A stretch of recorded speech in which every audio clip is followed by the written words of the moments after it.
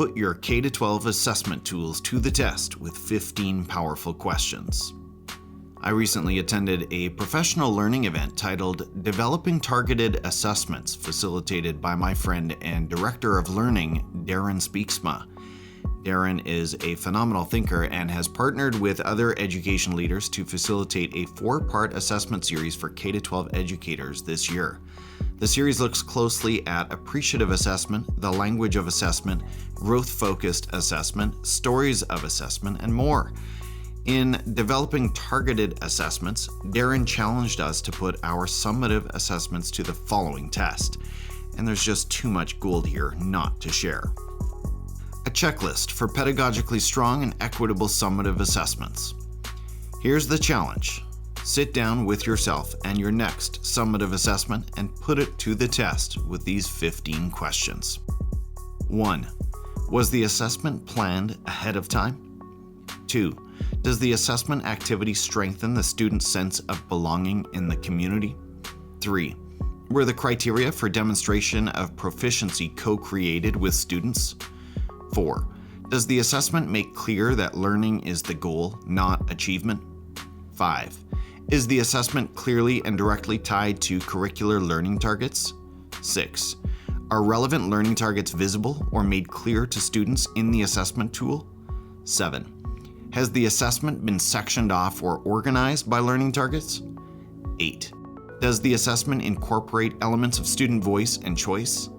9. Does the assessment tool ensure that the how does not interfere with the what? 10.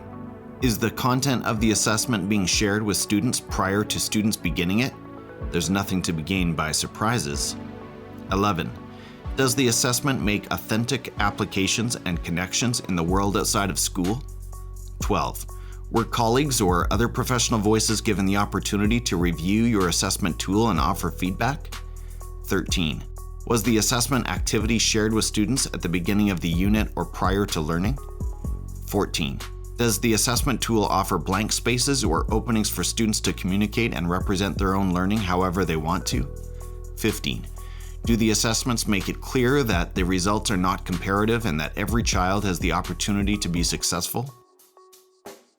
Check the mic and make sure it sound right, boys. Level up even further with these additional questions from my professional learning network on Twitter. Does the assessment tell you what you want to know about student learning? From David Grills. To what degree can the summative assessment also be formative? In other words, how will I respond to results? Brooke Moore. Does the summative assessment allow students the opportunity to extend? Marcus Blair. Does your summative assessment include an opportunity for students to reflect on their learning and describe how they feel? I found that adding a question like this gave me different insight into their learning. Livia Chan. Does the summative assessment recognize, encourage, and celebrate students' attitude and effort towards learning? Feedback starts with appreciation. I notice, name, and nurture what I want to see more of so students feel valued for hard work, and this oozes into other areas. Also, Livia Chan. And finally, have students been given the opportunity to accurately assess their level of proficiency on a summative experience? Will students be given an opportunity to reflect on any divergence between their summative assessment results and their own assessment of proficiency? If the divergence between the two is great, there is likely a misalignment between the learning and the demonstration activity. Josh Ogilvy. Great points from my Twitter PLN. Thank you so much for contributing.